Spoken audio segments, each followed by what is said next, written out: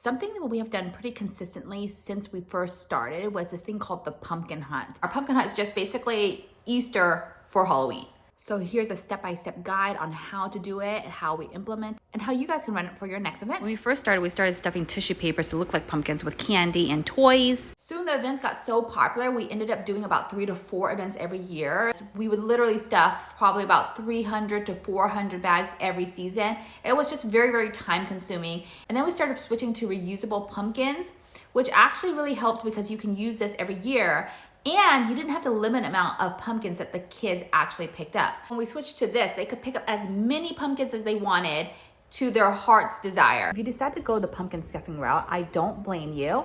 But here is something that I found really helpful. If your hands are getting too tired of stuffing tissue paper, you can buy these bags from Oriental Trading.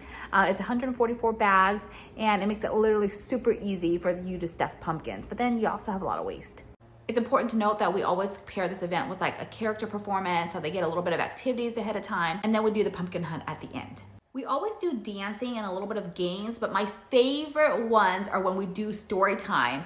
It's just a really fun activity, and those are actually my favorite memories of owning my indoor playground. This part is very important. Prior to the hunt, you want to clear the whole play floor of all the kids, have them stand in a specific area. And then we separate the kids into 2 categories, kids under 3 and the kids above 3. We always let the littles 1 to 3 go 10 seconds early. So you'll let the littles go first, and you'll count to 10, and you'll say, go big kids, and then the big kids will go. I just personally like to let the little kids go first so that way they can get their 1 or 2 pumpkins.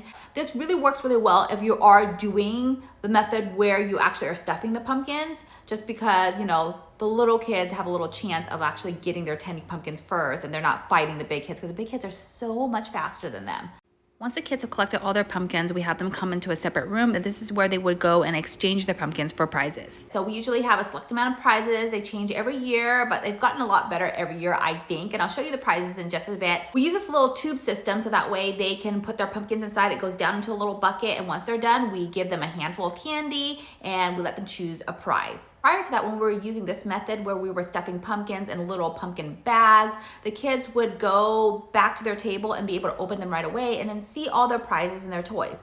But there was a downside to this as well. They only got maybe like 10 pieces of candy because they were only allowed to pick up like 10 pieces. These are the prizes during Easter, which you're gonna see just some really cute things, some squishies, some sand, some bugs in a jar. So when you're looking for prizes, it's very important to look for something that's not super expensive, right? So buying wholesale is really ideal. This is stuff that you can buy off of a wholesaler. Great place for that is faire.com. Or you go to Alibaba. The only downside of that is that you have to wait like 40 days before those prizes will come in. I've also found things at the Dollar Tree if you can buy a lot of them in bulk. Do I recommend it? Not really, just because I want to find things that you couldn't really find at your local store. So this is something really cute that they can walk away with and feel really special about. Also, I want to think about partnering with a local business that would donate some of the prizes as well, like your local dental office. Now let's talk about the exchanging of the prizes. How do you make the stand for the tube? All you really need is some foam board. So you're gonna see here 3 different foam boards, okay? You're gonna cut one that's kind of in half,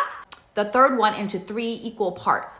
And so that's how you make the stand here. Now, if it's something that you're gonna use very often, you can also try to make the stand out of wood so that way you can reuse it every year, especially if you anticipate being around like 2 or 3 more years in your business or even longer. So this is my daughter actually putting in her eggs, and as soon as she's finished, she's gonna walk around and pick her prize. Now she's picking her prize and she's super happy about it. It's also very important to note that we actually do 2 different types of bags of candy. We do one that's peanut free and then one that's not peanut free. So that is basically how we run a pumpkin hunt at our indoor playground. It's one of our most popular events, and hopefully you can implement it at yours.